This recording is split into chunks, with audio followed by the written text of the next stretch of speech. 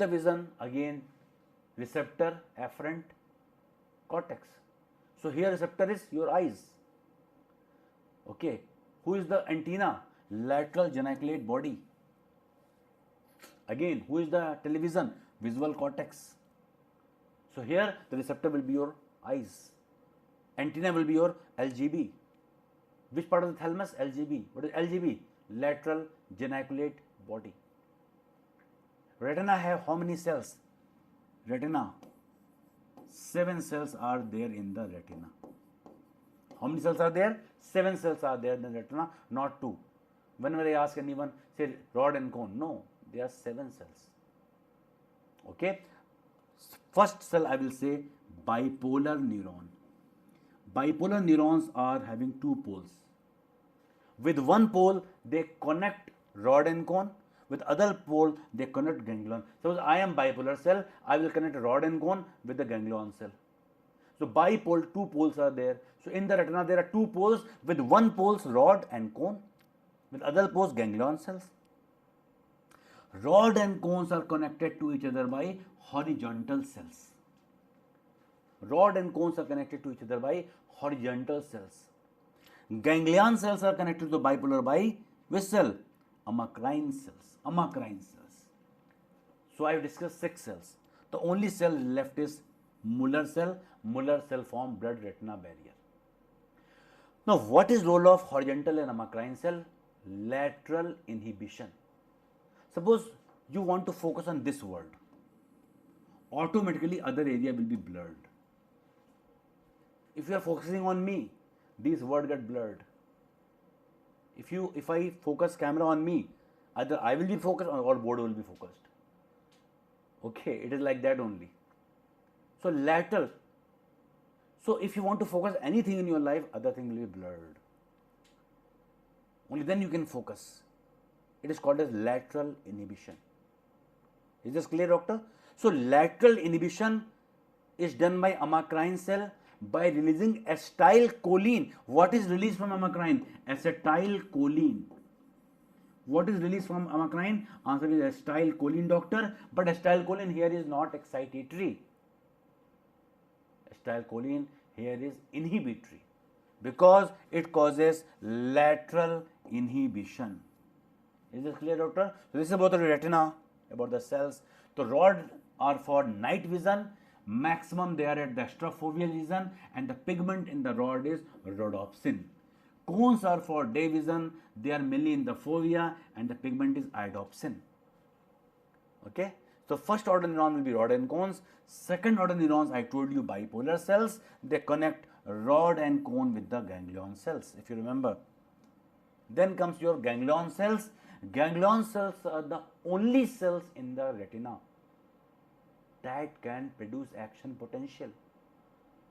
So out of the 7 cells, the only cell that is going to produce action potential is your ganglion cells. Number 2, they are the only output cell of the retina. The only output of the retina is your ganglion cell, because their axon connect together to form optic nerve. So optic nerve are formed by, answer is ganglion cell.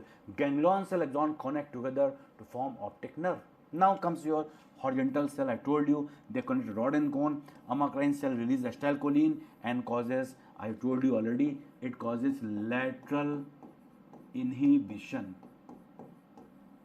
So which is the most important cell to cause lateral inhibition? Doctor, it is amacrine cell. Muller cell, the 7th cell, the only cell which have no role in visual processing, only supporting cell. They form blood retina barrier. They forms blood retina barrier. Is this clear? So first order neuron, rod and cone. Second order neuron, bipolar cell.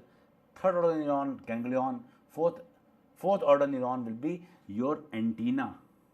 Thalamus, which part? LGB, lateral geniculate body. Okay. Fifth is your visual cortex. L, remember L, lateral light. Eyes light, music ear. For ears we have what? Medial geniculate body. For eyes we have lateral geniculate body. You can remember L for light. Your eyes need light. So which geniculate body? It will be lateral geniculate body, doctors, and this is the order, this is the direction of light. Light will go in this direction and direction of stimulus will be this one. In the dark, suppose this is one cell. Okay, this is one cell. This is your cyclic GMP dependent sodium channel. Which channel is there? Cyclic GMP dependent sodium channel. Sodium keep on coming inside, and this sodium is called as dark sodium current. So when you are in the dark, there is depolarization. This is very exceptional point. Normally when there is a stimulus, there is depolarization. So you might be thinking when there is light, there will be depolarization, but that is wrong, because this is the exception in the vision. When there is a light, there is hyperpolarization. Please don't forget this point. In the dark sodium current are coming inside, causing depolarization, and this will cause influx of calcium, and calcium will cause release of glutamate, neurotransmitter. So everything is opposite here. When dark is there, glutamate is there, depolarization is there. So what happens in light? So what happens when light falls, Dr. C? When light falls, cisretinol converts into transretinol, and this is going to activate what? Transducin. This is going to activate transducin, which is actually a phosphodiesterase. So please try to imagine when light falls on your rod and cone, cisretinol converts into transretinol, which is going to activate a protein called as transducin, which is actually phosphodiesterase. And this phosphodiesterase will convert cyclic GMP into GMP. Now, do you remember? These channels are cyclic GMP dependent sodium channel. And when light falls, cyclic GMP got converted into GMP. So this channel will close. Let me make one diagram. So when light falls, this is your normal retina, cyclic GMP dependent sodium channels.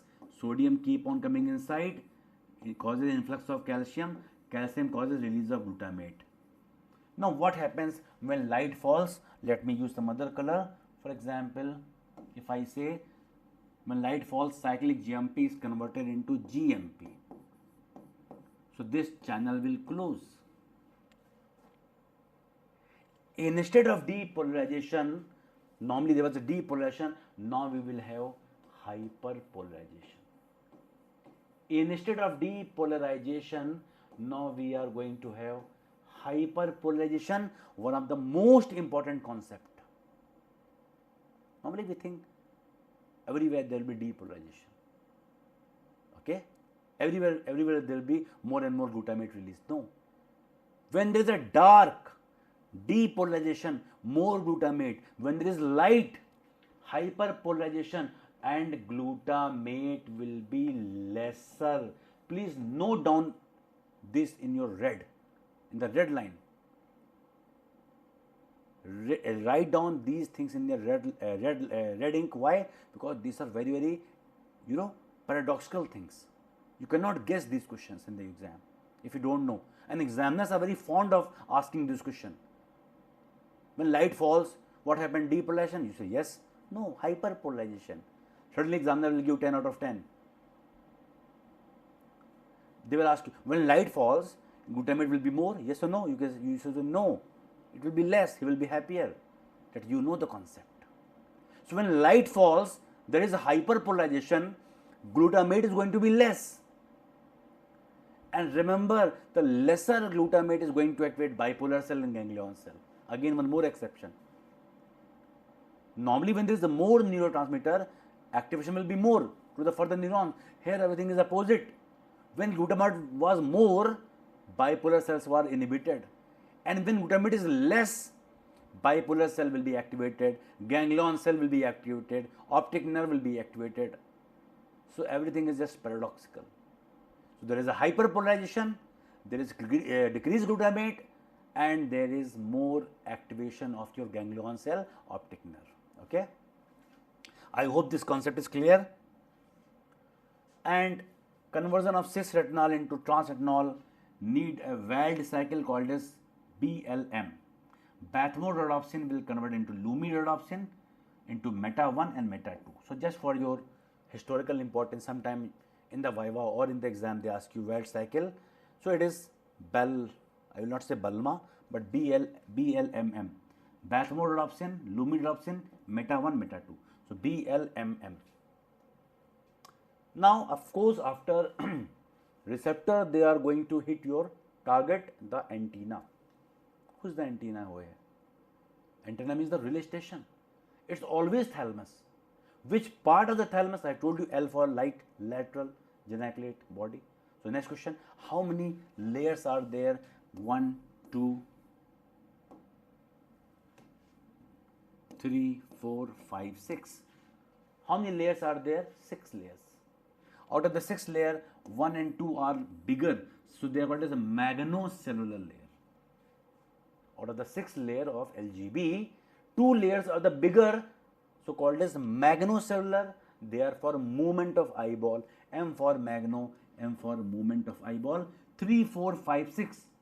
They are smaller, so they are called as parvocellular, and they are for color vision processing. Clear? How many layers? 6. 1, 2 are bigger, magno. For what? Movement of eyeballs. 3, 4, 5, 6 smaller, parvo. For what? Color vision processing. One more concept, one more fact, more of the fact. Layer 2, 3 and 5 receives input from ipsilateral eye, and layer 1, 4, 6 receive input from contralateral eye, and LGB will relay in the visual cortex. This area is called as calcarine cortex, Brodmann area number 17, 18, 19. It is more myelinated, so a lot of striations were seen for the first time by Jennery. So he named striations of Jennery. Striations of Jennery. Now, cells of the visual cortex are of 3 types: simple, complex and blob. Simple and complex are mainly to detect the feature. If you detect someone is tall or short, whatever the features are, how is the nose and everything, which cell of the cortex of the antenna, not antenna, but the television, answer is simple and complex. And you will see that is a dark or a fair or whatever, the color is blobs. So if if someone asks you about color vision, it starts from cones. It starts from cones. Then in the thalamus, which layer in the thalamus? I told you, parvo. Then cortex, which cell? Blobs. Now in the cones, there are 3 cones, L, S and M. L is, sky is blue. Sky is blue. The S cone is for blue. Love is red. L cone is for red. Medico color is green. M cone is green. What is L? Long wavelength. What is S? Short wavelength. What is M? Medium wavelength. And if there is defect of L cone, it is called as protanopia. Protanopia. If there is a defect of blue S cone, it is called as tritonopia. If the defect of M cone, it is called as deuteranopia. But which is the most common one? Red-green defect. It is X-linked recessive. So females are only carrier, they don't have this disease because this is X-linked recessive. So males are affected, females are only carrier. A boy will have this disease from her mother.